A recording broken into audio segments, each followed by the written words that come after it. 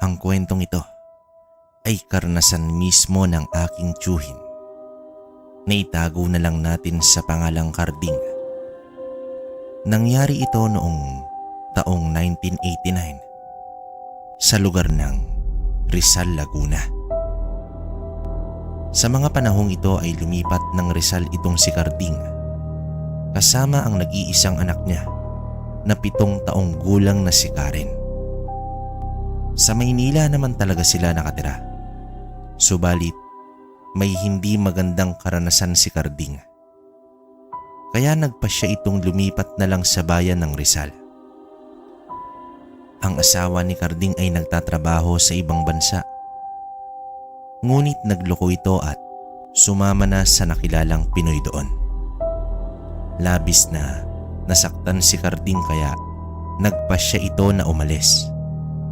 Dahil sa bawat sulok ng kanilang bahay ay ang mga alaala ng kanyang asawa ang lagi niyang naiisip. Bagong salta lamang si Karding sa lugar.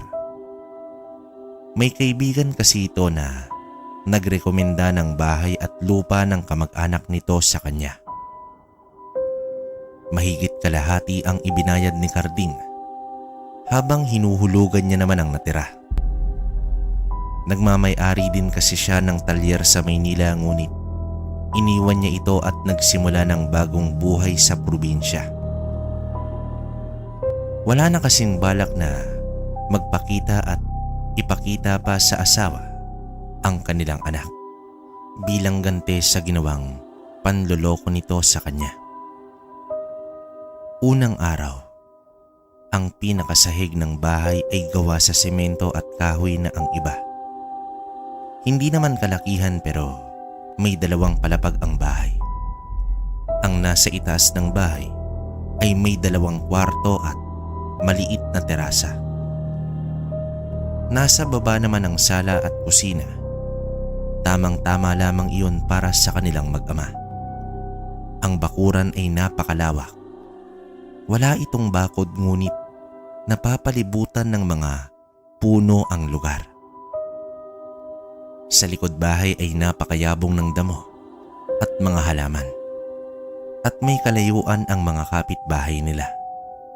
Napakalayo sa nakasanayan na buhay ni Karding sa Maynila. Nagrereklamo naman ang anak nito dahil walang kuryente sa lugar. Medyo liblib kasi ang bago nilang tirahan.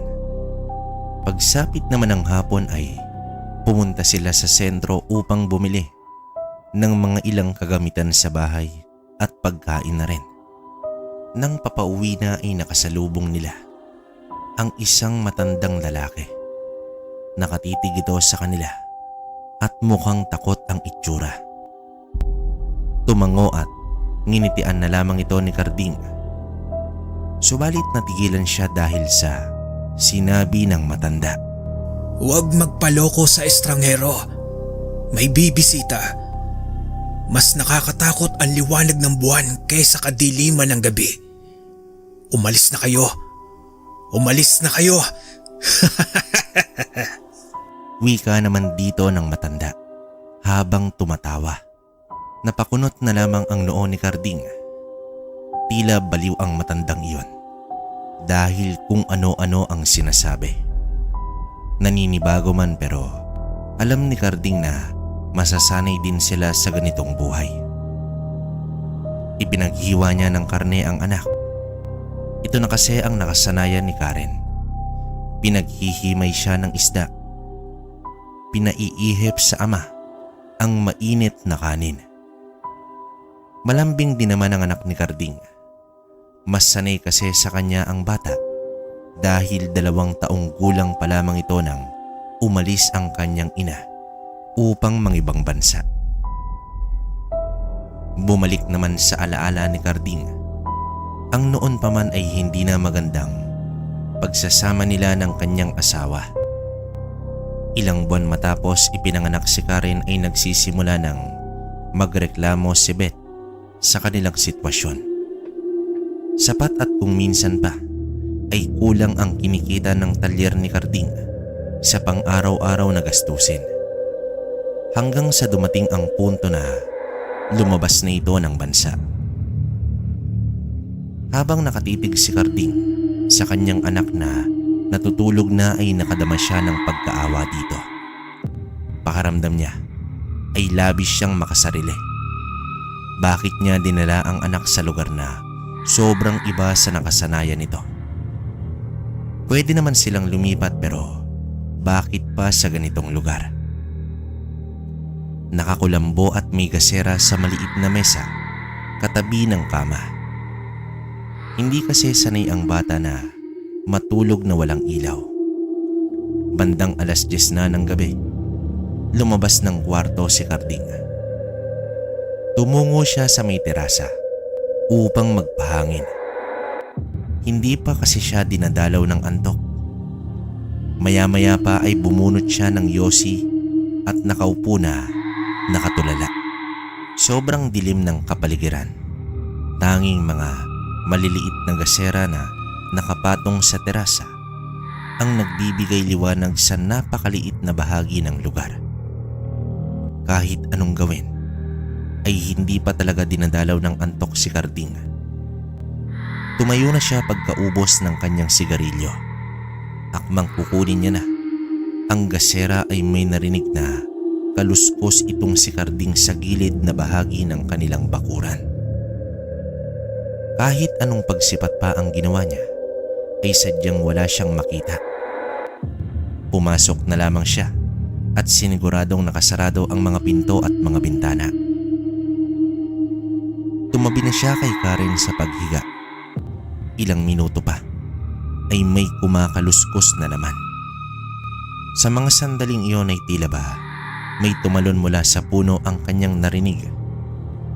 Ang unang sumagi sa kanyang isipan ay baka may magnanakaw na umaaligid.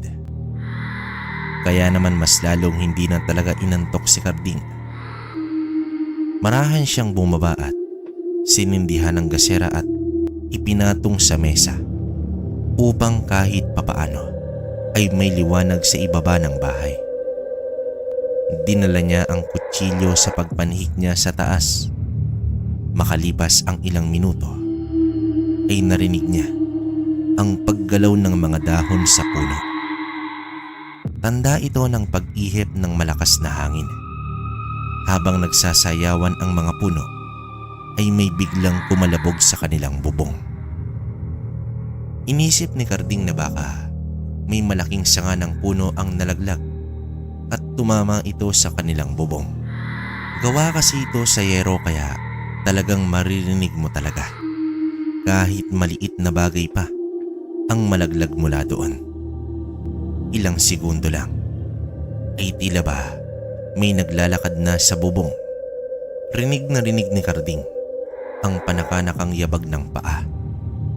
Dito na kinabahan si Carding kung magnanakaw nga ito. Bakit sa bubong? Base sa kanyang paglilibot kanina sa lugar ay imposibleng may maaakyatan. Maliban na lamang kung may kakayahan ang magnanakaw na tumalon ng malakas mula sa puno papunta sa kanilang bubong. Bahagyang napatawa si Carding nang sumagi sa kanyang isipan na baka aswang ang nasa bubong. Hindi kasi siya naniniwala sa mga bagay na ganyan. Isang malaking kalokohan ang magpapaniwala sa aswang na likhang isip lamang ng mga taong walang magawa sa buhay. Nang tumigil na ang malakas na hangin ay nawala rin ang mga yabag. Inisip na lamang ni Carding na sa tindi ng katahimikan ay kung ano-ano na lamang ang kanyang naririnig. Sa huling beses na pagtingin sa relos ay pasado 2:00 na ng madaling araw. Hanggang sa hindi na niya namalayan na nakatulog na pala siya. Pangalawang araw, 7:00 na ng umaga, nagising itong si Carding habang ang anak ay mahimbing pa ang pagkakatulog. Malamang napagod iyon sa biyahe kahapon. Hinimas niya naman ang ulo nito at dito niya ito hinalikan. Bumangon na siya upang maghanda ng kanilang agahan. Inilapag niya na sa mesa ang pritong itlog at tinakpan ng plato. Tumingala muna siya sa taas at batid niya na tulog pa ang kanyang anak. Nagtimpla siya ng kape at inilapag muna ito sa balkonahe. Kinuha niya naman ang walis tingting at nag-umpisang magwalis sa bakuran. May mga berdeng dahon sa bakuran tanda ng malakas na hangin kagabi. Medyo marami na rin ang mga tuyong dahon sa paligid. Balak niyang linisin ang buong bakuran sa araw na iyon. Habang nagwawalis siya, ay may nakita siyang matandang babae na naglakad ng mabagal at nakatitig sa bubong ng bahay. Napatingala naman doon si Carding. Binati niya ang matanda ngunit tumitig lang ito sa kanya. Ang itsura nito ay may bahid ng takot. Muli itong tumingin sa bubong at mabilis nang naglakad papalayo. Nagtungo naman siya sa kinatatayuan ng matanda at tiningnan ang bubong ng kanyang bahay. Wala namang kakaiba doon. Napailing na lamang si Carding at ipinagpatuloy ang pagwawalis. Napagtanto ni Carding na hindi pala niya na itanong sa dating may-ari ng bahay kung anong meron sa lugar. May mga nangyari ba noon? Mga kwento o kung anumang pagkakakilanlan sa lugar. Gawa na rin kasi sa sama ng loob, kaya mas inisip niya ay ang makalipat agad. Nang matapos sila ng agahan, ay nag-ayos muna siya sa loob ng bahay. At makalipas ang 1 oras, ay pinaliguan niya na si Karen sa likod bahay. Merong kasing balon doon. Malinis naman ito dahil may takip ang mismong butas. Balak niya kasi na maglakad-lakad sa baryo at kilalanin ang mga kapitbahay. Mas mabuting may kakilala na agad siya sa lugar at baka meron pa siyang maging kaibigan. Nakakatuwang tumutugon naman ang mga tao sa kanyang mga pagbati.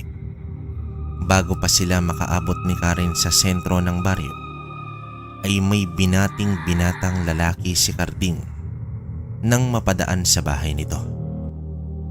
Tumayo naman ang lalaki at lumapit ito sa kanya. Magandang umaga din kaibigan. Ako nga pala si Pilo. Ako naman si Carding at ito ang anak ko si Karen. Bagong lipat nga pala kami kahapon lang doon sa bahay ni Aling Fatima. Kilala mo ba siya? Tanong dito ni Carding. Abay oo naman. Isang pamilya niya sa mga lokal sa lugar. Mukhang umasenso na. Kaya lumipat na sa ibang lugar. Saan nga pala ang punta niyo? Ganun ba?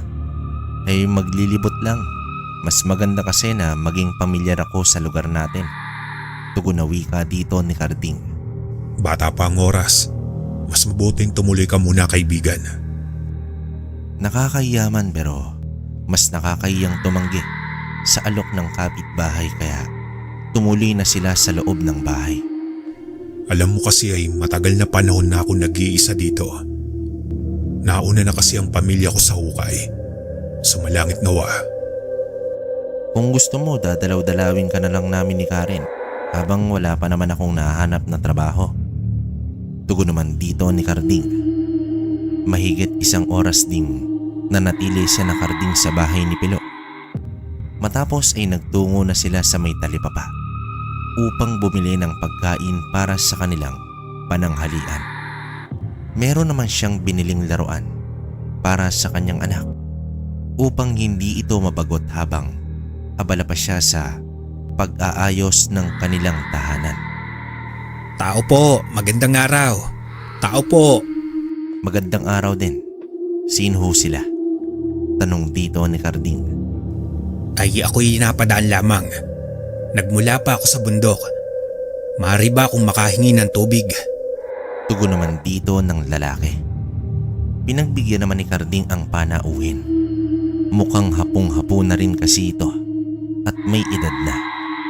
Pinapasok niya hanggang sa sala dahil may mga kagamitan siyang nakalatag sa balkonahe. Bahagi ng kanyang pag-aayos ng kanilang tirahan. Maraming salamat sa iyo, Iyo. Ako nga pala si Goryo. Papunta kasi ako sa sentro kaso sobrang init. Wika naman dito ng lalaki. Ganun ba? Kung nais nyo, pwede naman kayong magpahinga muna rito kahit saglit. Tugon naman dito ni Carding.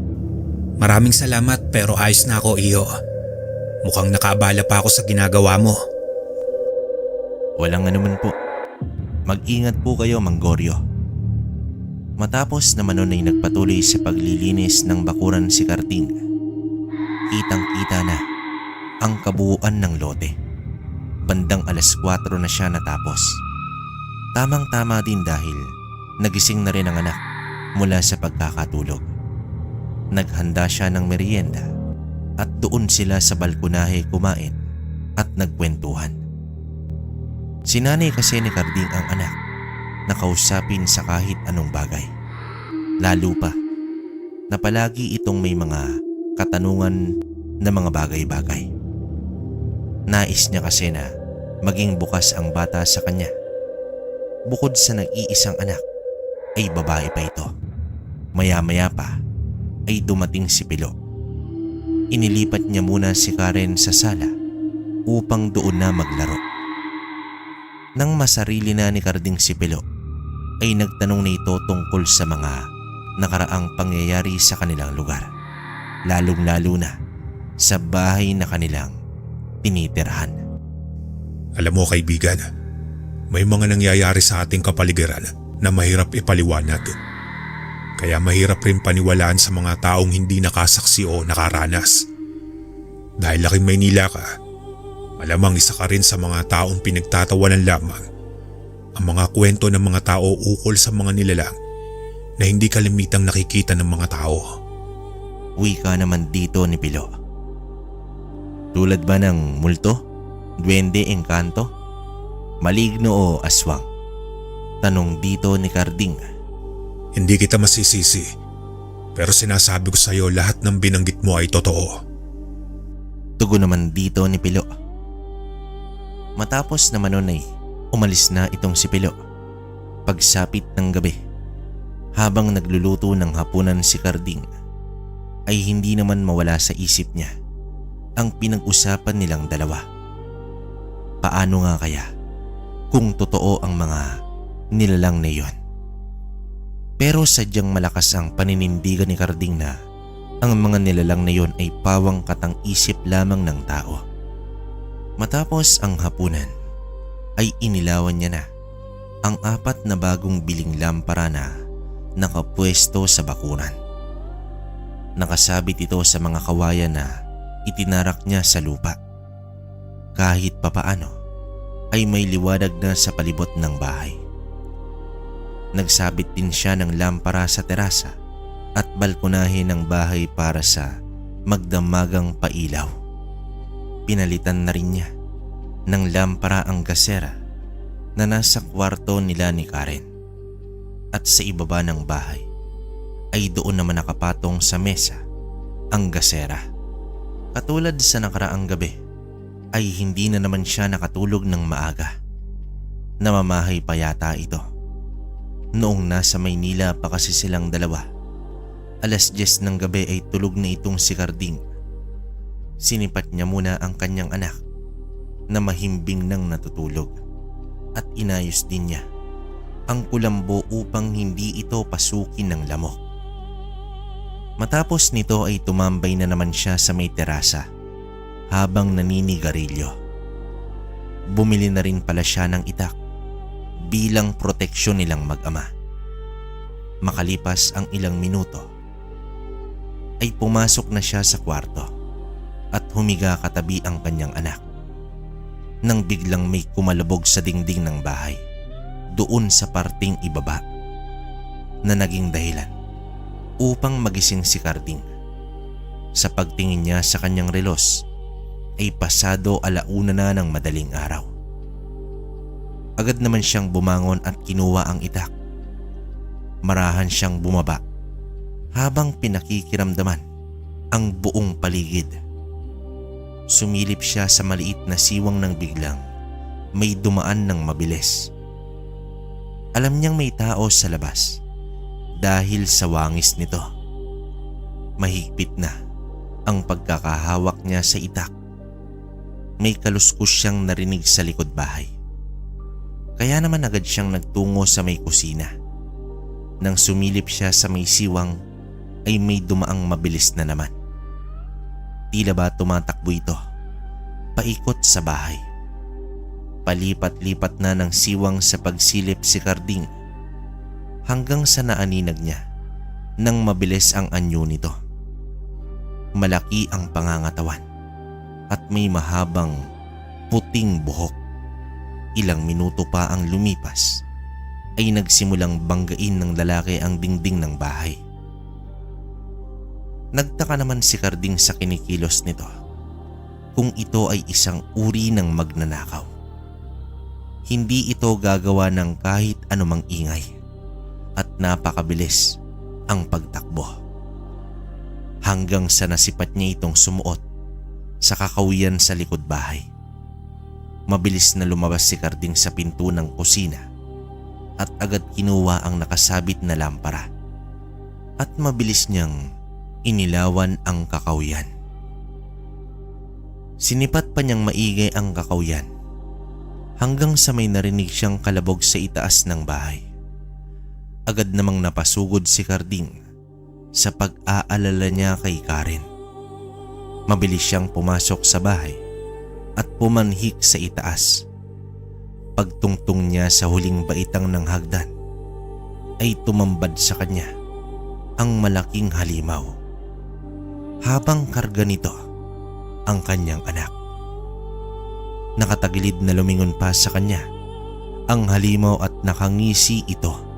Kitang-kita ni Carding ang paglundag ng nilalang mula sa terasa ng bahay. Tumakbo siya patungo sa may terasa, subalit huli na ang lahat dahil nakalayo na ang nilalang at tangay-tangay nito ang kanyang anak. Nakahawak ang mga kamay sa kanyang ulo.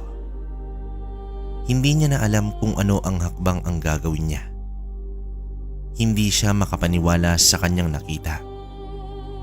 Para bang bangungot lamang ang lahat. Ilang segundo pa bago niya napagtanto na totoo ang lahat. Sumigaw siya ng malakas. Sambit ang pangalan ng kanyang anak. Pinulot niya ang itak sa may sahig at lumabas ng bahay. Tumakbo si Carding habang hawak ang itak at lampara. Sinisigaw pa rin niya ang pangalan ng kanyang anak. Umiiyak na ang kawawang ama na naghahanap sa kanyang anak. Hindi na alam ni Carding kung saan siya tutungo.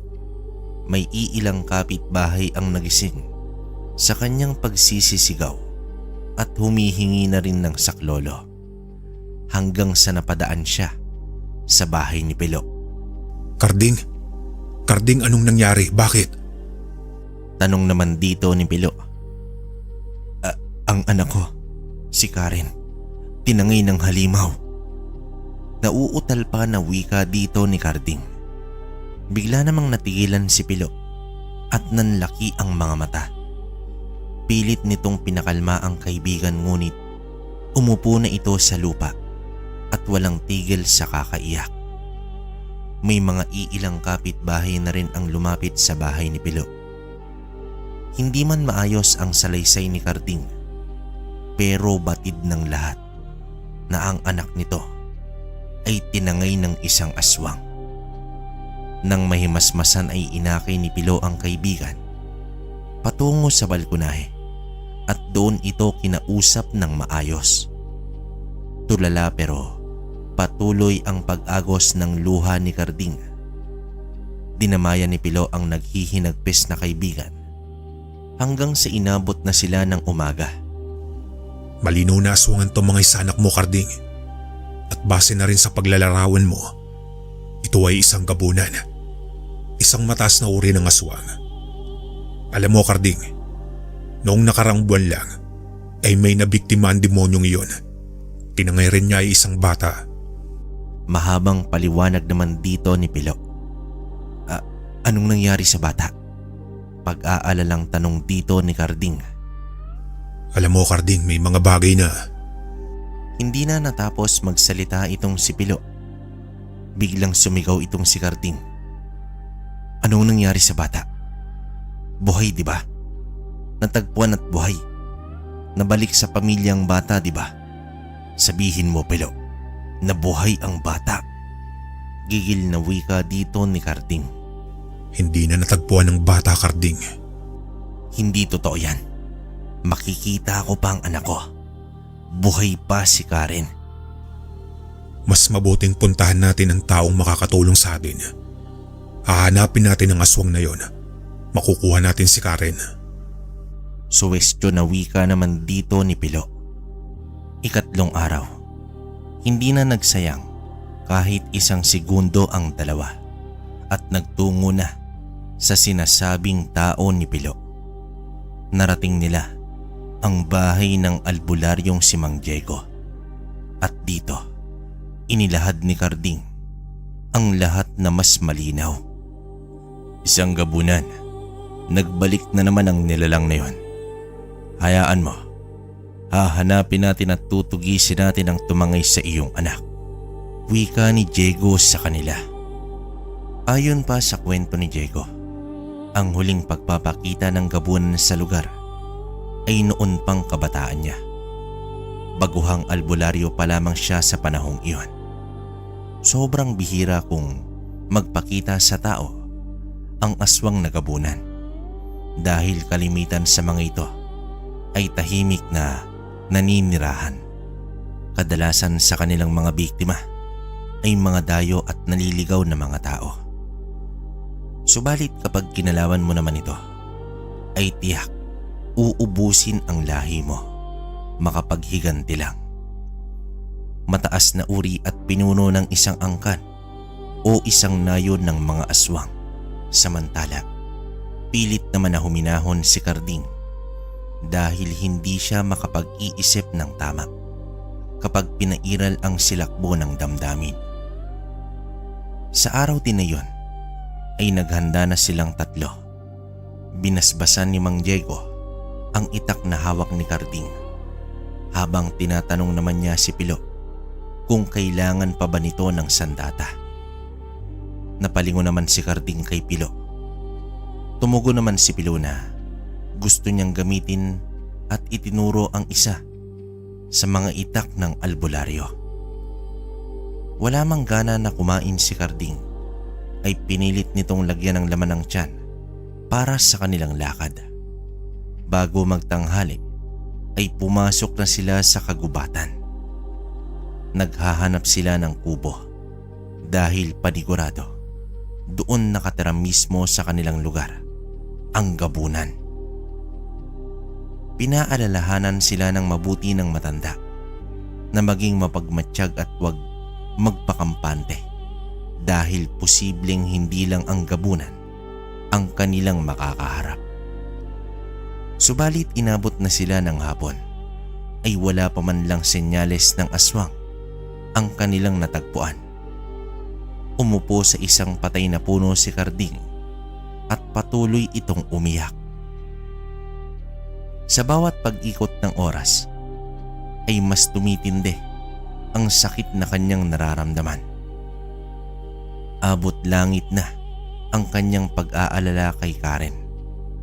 Ano na kaya ang ginagawa ng bata? Tiyak na hindi rin tumitigil ito sa kakaiyak at hinahanap na siya nito. Nagtinginan na lamang sina Mang Diego at Pilo. Hindi man nila sinasabi pero alam nila sa kanilang sarili na wala na ang anak ni Carding. Ayaw nilang mawala ng pag-asa ang kawawang ama ng bata at hindi rin nila alam kung ano ang magiging reaksyon nito kapag sinabi nila ang totoong nangyari. Nagpaalam si Carding na uuwi na at babalik na lang kinabukasan upang ipagpatuloy ang paghahanap sa nawawalang anak. Inabisuhan naman ni Mang Diego si Pilo na mas makabubuting samahan si Carding sa bahay nito. Gayunpaman, nakauwi na si Carding. Malungkot at umiiyak paminsan-minsan. Sinabihan naman siya ng kanyang kaibigan na magpahinga muna ito at siya na ang maghahanda ng kanilang hapunan. Nakakahiyaman pero walang ganang gumawa ng anumang bagay si Carding maliban sa hanapin ang anak. Nagbalak din ito na aalis at hahanapin muli si Karen. Ngunit pinakiusapan siya ni Pilo na bukas na lang ipagpapatuloy ang ninanais. Ika-4 na araw. Halos hindi nakatulog si Carding. Umagang-umaga pa lang ay nagsabi na ito kay Pilo na pupunta muna siya sa may simbahan. Papayag lang ako, Carding. Kapag ipinangako mo na hindi kang kikilos na mag-isa, delikado. Wika dito ni Pilo. Oo, Pilo. Magdadasal ako at hihingi ng tulong sa Diyos. Babalik din ako kaagad. Tugon naman dito ni Carding. Nakaluhod at umiiyak si Carding na nakikiusap sa Diyos na siya'y tulungan at huwag pabayaan ang kanyang anak. Nasipat siya ng kura paroko ng simbahan na si Padre Emong.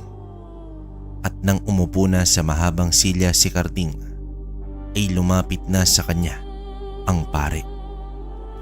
Magandang araw sa iyo, anak.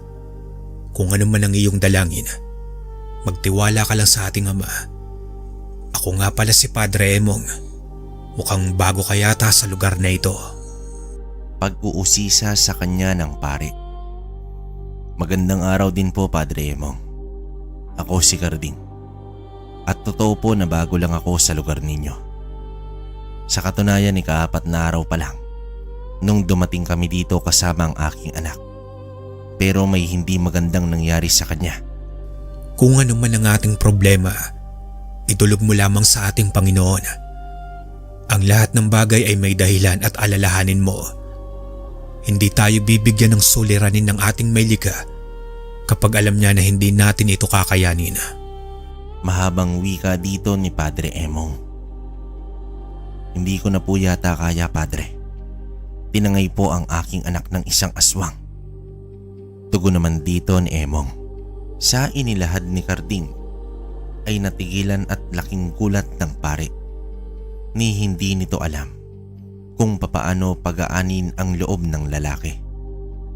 Hindi pala biro ang dinadala nitong problema. Pati ang pare ay hindi na umasang buhay pa ang bata.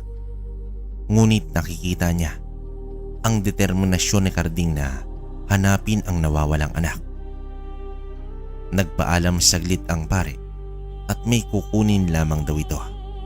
Sa pagbalik nito ay may ibinigay siyang kwintas kay Carding. Anak, ipagkakaloob ko itong kwintas sa iyo. Tingitiyak ko sa iyo, malaki ang may tutulong nito sa pagtugis ninyo sa nilalang na iyon. Ang kwintas na ibinigay ng pari ay isang bagay na gawa sa ginto.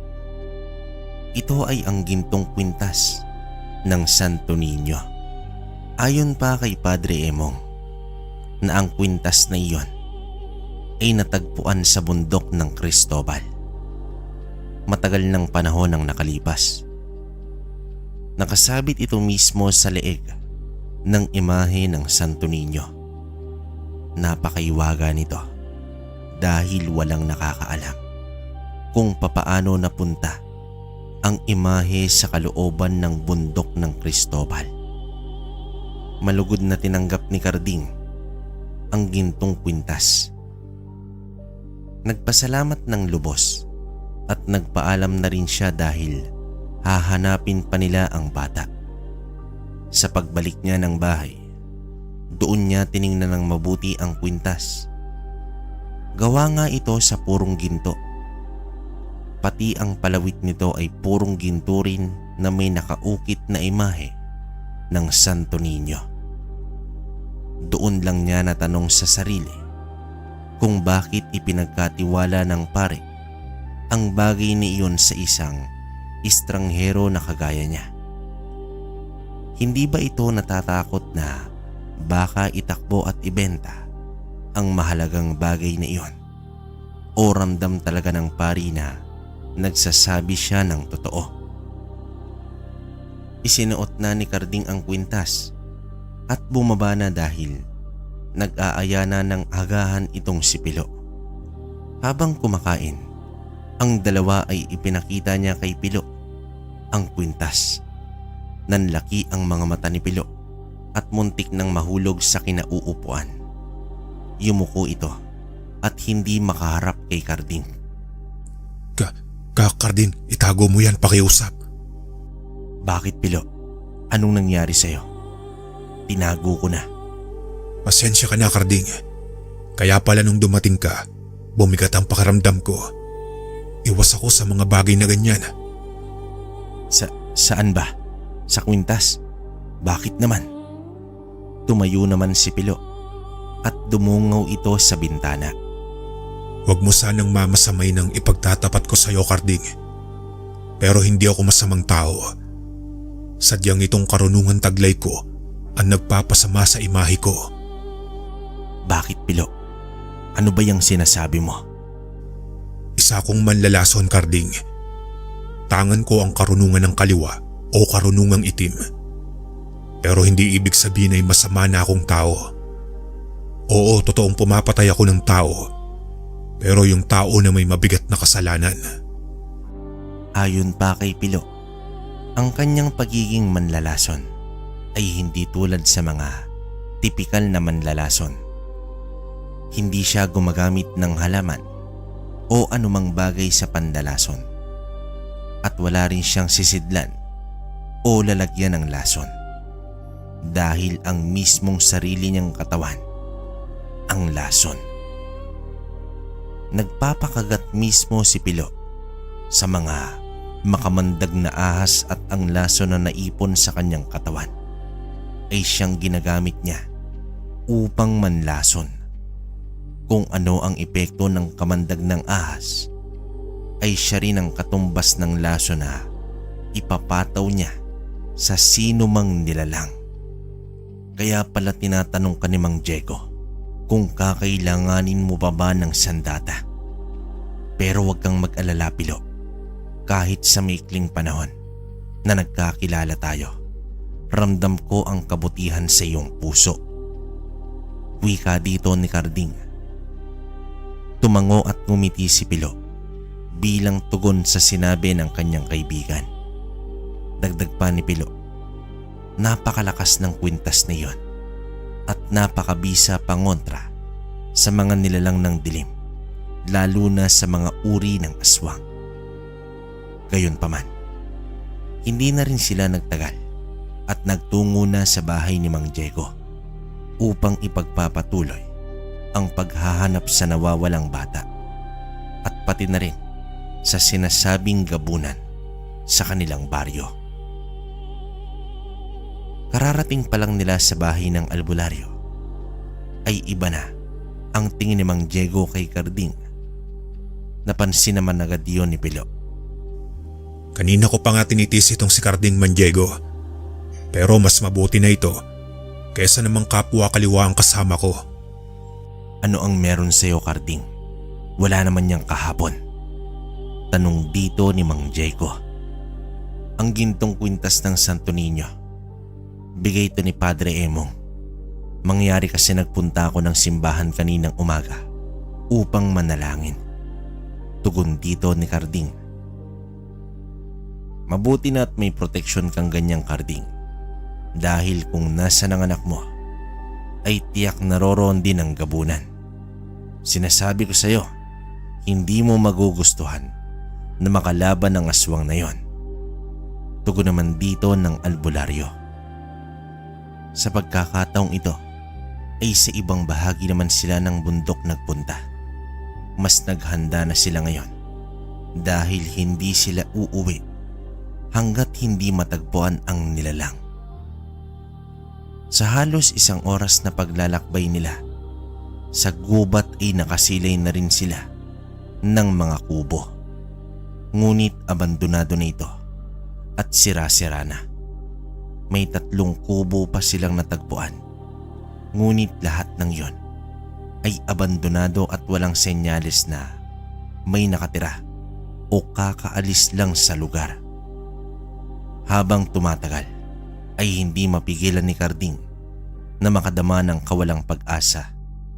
Mabuti na lang at nariyan ang mga kasama na nagpapalakas ng kanyang loob. Sa totoo niyan mga kasama, nahihiya na ako sa inyo. Hindi nyo naman talaga kailangan gawin to. Nakakaabala lang ako sa inyo. Wika dito ni Carding. Huwag kang magsalita ng ganyan, Carding. Naiintindihan ko ang nararamdaman mo. Pero makakaasa ka sa aming suporta. Hindi mo lang laban ito, Carding, kundi laban na rin to namin dahil isang malaking banta rin sa amin ang mga gabunan. Wika naman dito ng albularyo. Tama si Mang Diego, Carding. Ano bang silbi ng mga kakayahan namin kung hindi kami kikilos? Maraming salamat sa inyo. Hindi ko akalain na may mga kasama ako na katulad nyo. Nagpatuloy ang 3 sa paglalakad at bago magtakip silim ay gumawa na sila ng masisilungan sa magdamag. Naiwan si Carding habang nakaupo sa tapat ng siga, habang sina Pilo at Mang Diego ay natutulog na. Nais niyang sumigaw at hamunin ang mga aswang. Sumagi na rin sa kanyang isip na baka wala na ang kanyang anak. Bagay na muling nagpaluha sa kanya. Umiling siya habang itinatanggi sa kanyang sarili ang posibilidad na patay na si Karen. Hanggang sa may kaluskos siyang narinig. Sinipat niyang mabuti ang paligid habang hawak ang itak nang may figurang dahang-dahang lumalaki at papalapit sa kanya. Tumambad sa kanya ang gabunang tumangay kay Karen. Agad na patayo si Carding at itinutok sa aswang ang hawak nitong itak. Nasaan ang anak ko? Ibalik mo siya sa akin, demonyo ka. Mariing wika dito ni Carding. Papaano ko ibabalik ang anak mong patay na? Hindi totoo yan. Papatayin kita. Nakakatuwa ka naman, Carding. Teka, paano mo nalaman ang pangalan ko? Napakadali mo namang makalimot. Matapos mawika ito ng lalaki, ng mga sandaling iyon ay nagpalit ng anyo ang gabunan bilang isang tao. Ikaw yung matanda, Goryo. Hayop ka, Goryo. Mariing wika dito ni Carding. Humahalakhak at tumakbo palayo ang nilalang. Sumisigaw sa galit si Carding at pinagtataga ang mga puno sa buong paligid. Inawat naman siya ni Pilo na kanina pa palang gising. Hindi lang sila kumilos ni Mang Diego dahil naghihintay ito ng tiyempo. Kaso, umalis na ang gabunan. Inilahad ni Carding na sa araw ng pagtangay kay Karen ay may isang matanda na humingi sa kanya ng tubig. Pinapasok pa niya ito sa bahay at nagpakilalang si Mang Goryo. Ngayon alam ko na kung bakit napakadaling natangay ng aswang ang anak mo. Dahil may pahintulot mo na makapasok sa bahay mo ang aswang. Simple lang, Carding. Ang ginawa ni Goryo ay isang napakapangkaraniwang estilo ng mga aswang. Malakas at makapangyarihan nga ang mga aswang, ngunit hindi sila basta-basta makakapasok sa isang tahanan. Lalo na kapag punong-puno ng pananampalataya sa Diyos ang mga nakatira. Maliban na lang kung binigyan mo ng pahintulot ang aswang na yon makapasok sa inyong tahanan. Kagaya sa ginawang pagkukunwari ni Goryo. Mahabang wika dito ni Mang Diego. Ayon pa kay Mang Diego, bakit ang tiktik manananggal abwak o ano pa mang uri ng aswang. Kahit may taglay itong lakas, pero hindi basta-basta nakakapasok sa isang bahay.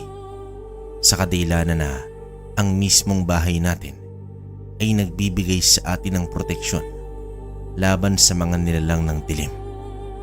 Ang tiktik ay dila lamang nito ang nakakapasok sa bahay. Ang abwak ay nag-aanyong bayawak at nag-aabang sa silong ng bahay.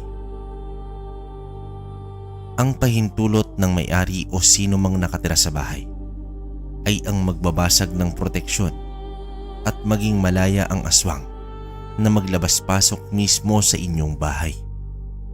At ito mismo ang nangyari kay Karding. Muling napaiyak si Karding dahil sa sinabi ng aswang na patay na ang kanyang anak. Pagkakataon na ng aswang na patayin ako kanina. Pero bakit siya tumakbo? Pinaglalaruan lang ba niya ako? Uwi ka naman dito ni Karding. Hindi, Karding. Dahil yan sa kwintas mo. Ang benditadong kwintas ng Santo Niño ay nagbibigay proteksyon sa may hawak nito. Kahit lasunin ka pa ngayon ni Pilo, ay wala itong silbi. Kahit barang o kulam, ay hindi tatalab sa'yo. Paliwanag dito ni Mang Diego. 5 araw. Sa kanilang pagpapatuloy ay narating na nila ang bundok ng Cristobal. Ang bundok na ito na pinaniniwala ang bundok ng demonyo dahil dito mismo naninirahan ang demonyo. Ito ay kabaliktaran sa kabanalan ng bundok Banahaw na katabi lang din ito. Ayon sa pagkakaalam ni Mang Diego, kaya inilagay ang Santo Niño dito upang mapalayas ang mga masasamang nilalang na naninirahan sa lugar. Pero noong kinuha ito, ay wala na ring nagtangkang ibalik ito dahil sa katakot-takot na mararanasan at para ka na ring nagpapakamatay kapag pumasok ka sa bundok na ito. Malakas ang hinala ni Mang Diego na malapit na nilang matagpuan ang lungga ni Goryo. Sa gitna ng kanilang paglalakad ay sumenyas ng paghinto ang albularyo. Itinuro niya ang daang tinatahak. Nagmistulang umaalon nito. Nagbabala naman ang albularyo na huwag magpadala sa mga nakikita nila dahil isa lamang itong ilusyon. Mahigpit niyang payo na huwag bumitaw sa tiwala at pananampalataya sa Diyos Ama. Bahagya naman siyang sumulyap kay Pilo. Ibinaling naman ng mandalason ang tingin sa ibang direksyon. Nauna si Mang Diego na mag-usal habang naglalakad, samantalang parang may napakalaking bato na karga itong si Pilo sa bigat na kanyang nararamdaman. Biruin niyo ba naman, ang kasama niya ay may taglay ng kabanalan at nag-uusal pa itong si Mang Diego na pang-iwas sa mga nilalang ng kaliwa. Ayos ka pa ba, Pilo? Tanong dito ni Mang Diego. Opo, Mang Diego. Kaya ko pa naman. Matapos nito ay may naririnig na silang kakaibang mga boses at huni na noon pa lamang narinig ni Karding. Kahit wala pa siyang nakikitang nilalang, ay nagtatayuan na ang kanyang balahibo sa buong katawan. Habang pababa na ang araw, ay mas tumitindi ang kilabot na kanilang nararamdaman. Pero kakayanin nilang lahat para sa anak ni Karding. Sa isip naman ni Karding ay dinasal niya na sana magkaharap na sila ni Goryo sa gabing ito. Dahil kung mananatili pa siya sa bundok ng isang araw, baka bibigay na siya. Sa pagbaba ng araw ay siya namang pagpapakita ng buwan. Nagpahinga muna sila upang kumain.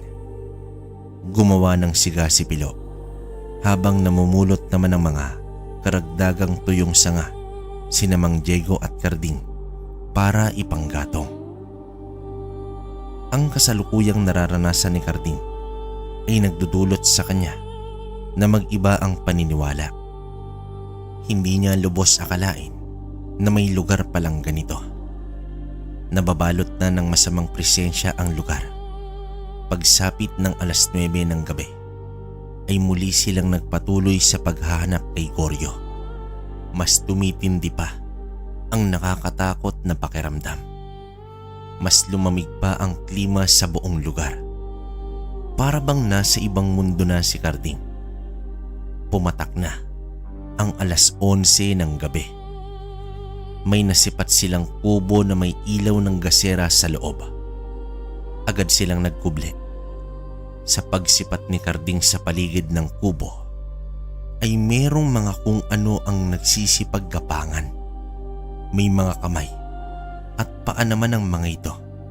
Subalit ang itsura ay hindi maaatim na titigan ni Carding. Sa tuwing natatamaan ng liwanag ng buwan, ang mga nilalang na iyon ay napapapikit na lamang itong si Carding. Gawa nga ng sobrang nakakatakot na anyo. Makalipas ang ilang minuto ay dito na lumabas ng kubo si Goryo na may bitbit na katawan ng tao.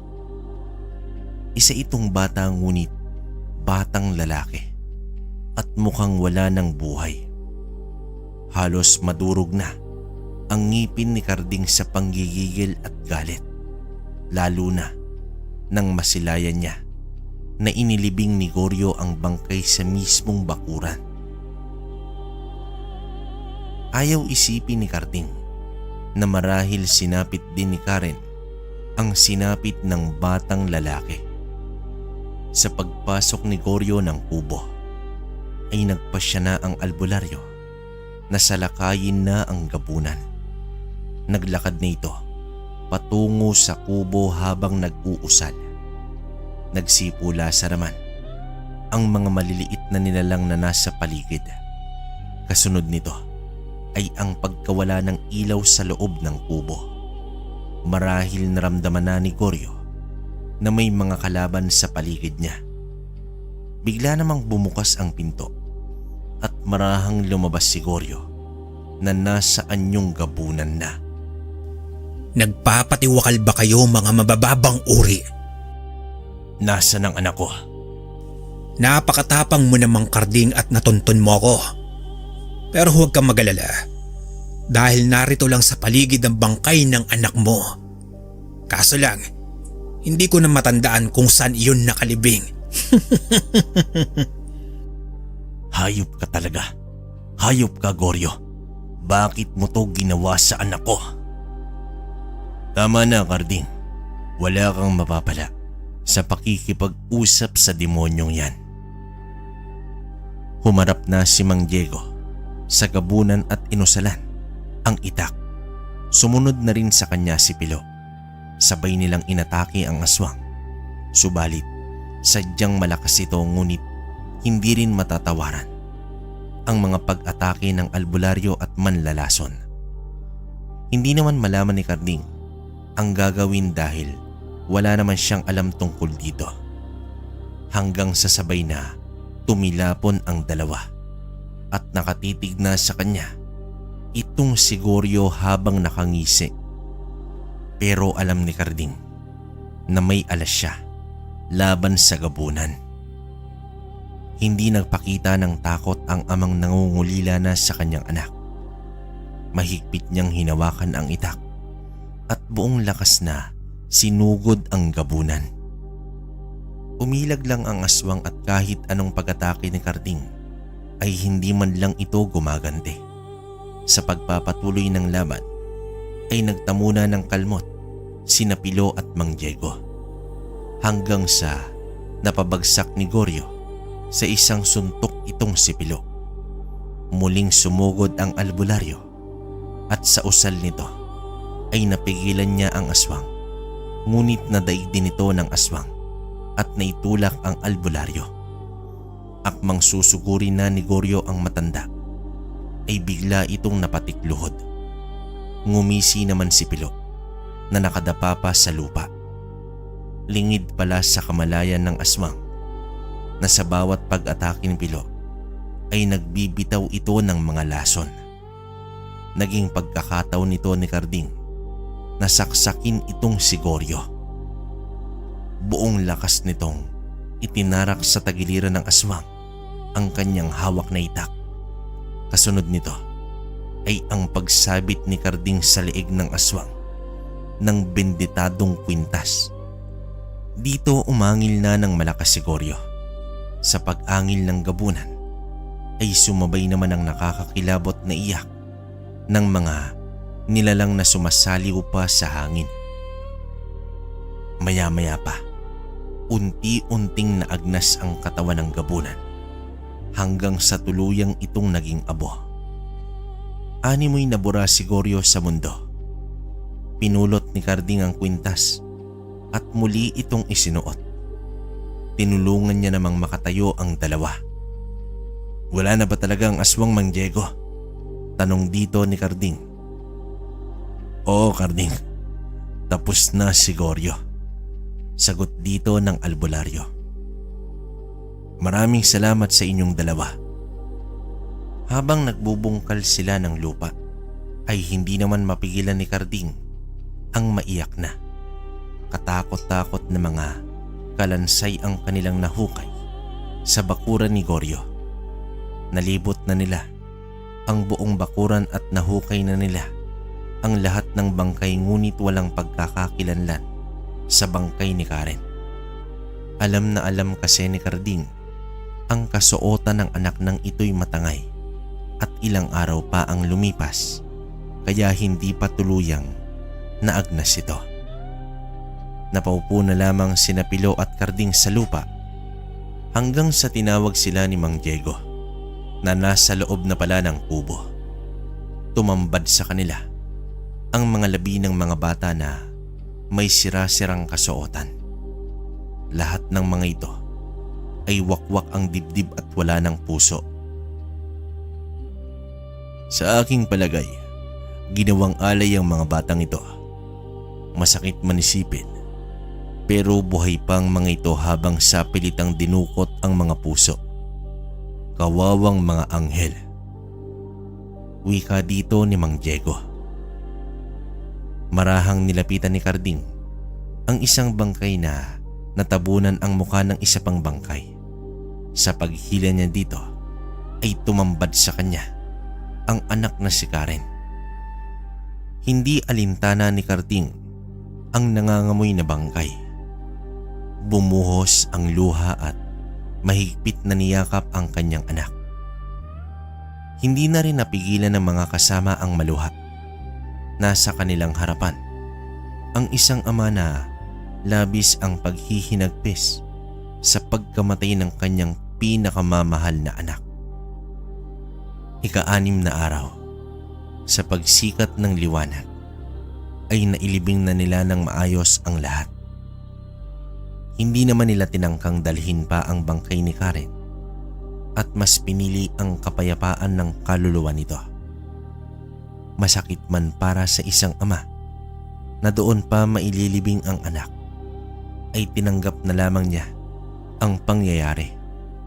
Kawawa lamang ang bangkay kapag ilalabas pa nila ito ng bundok at ilalakbay pa. Sa pagbalik naman nila ng Rizal, bitbit ni Carding ang pinakamalungkot na pangyayari sa kanyang buhay. Nagtungo siya sa may simbahan at nagpasalamat pa rin kay Padre Emong. At dito, ibinalik niya ang kwintas sa pare na gintong Santo Niño. Nakikiramay ako sa iyo, Carding. Alam ko na hindi masukat ang sakit na iyong nararamdaman. Pero sana, huwag magbago ang pananampalataya at tiwala mo sa Diyos Ama. Maraming salamat, Padre Emong. Napakalaking tulong ang nagawa ng kwintas mo. Bumalik na siya ng bahay. Marahan niyang nilapitan ang mga laruan ni Karen. Dinampot niya ito at niyakap. bumalik naman sa kanyang alaala ang mga masasayang sandali nila ng kanyang anak, ang pagiging palatanong nito at ang kakulitan. Nagpasya si Carding na lilisanin na ang lugar. Hindi niya kakayanin na mamuhay sa bahay na mag-isa, na ang tanging makikita niya ay ang alaala lamang ng kanyang anak. Hindi na nagtagal pa si Carding at sa ika-7 araw ay nagpaalam na siya sa mga kaibigang manlalason at albularyo. Lubos akong nagpapasalamat sa ginawa niyong tulong at sakripisyo. Sana tuluyan nang maging payapa ang lugar na ito. Wika dito ni Carding. Sa loob lang ng 1 linggo ay nangyari ang pinakamasakit na karanasan sa buhay ng isang ama. Ang lugar sana na inakalang magkakaroon sila ng panibagong buhay ay ang lugar din ng kamatayan ng kanyang anak. Nagbalik si Carding sa dating bahay sa Maynila. Habang nasa hapagkainan ay dinaman niya ang pagkakataon na makita ang anak na naghihintay habang hinihimay niya ang pagkain para dito. Kahit tapos na ang relasyon nila ni Beth, ay hindi kailanman matatapos ang pagiging ina nito kay Karen. Hindi naman malaman ni Carding kung papaano niya sasabihin sa kanyang asawa ang nangyari sa kanilang anak. Di naglaon, nagpasya si Carding na umuwi na lamang sa kanyang probinsya sa Bicol. Sa tuwing anibersaryo ng kamatayan ni Karen, ay nagpapalutang na lamang siya ng bulaklak sa dagat. Bukod sa nakakatakot na maranasan ay hindi na nagbalak na balikan pa ni Carding ang huling himlayan ng kanyang anak. Subalit, hindi rin maaalis sa isip nito ang kahiwagaan ng benditadong gintong kwintas ng Santo Niño na nagmula pa sa bundok ng Cristobal. Lumipas ang ilang taon ay nagpakita si Beth kay Carding. Ayon sa kanya, halos gabi-gabi daw siya na dinadalaw ni Karen sa panaginip. Kaya naman nagpasya itong balikan ng anak. Nang tanungin ni Beth ang dating asawa kung nasaan si Karen, ay tanging pagluha lang ang tinugon ni Carding. Ang kwento ni Carding ay nagpapaalala sa atin sa pagmamahal ng ama sa kanyang anak. Wala itong nais kundi mahalin at mabigyan ng tahimik at maayos na buhay ang bata.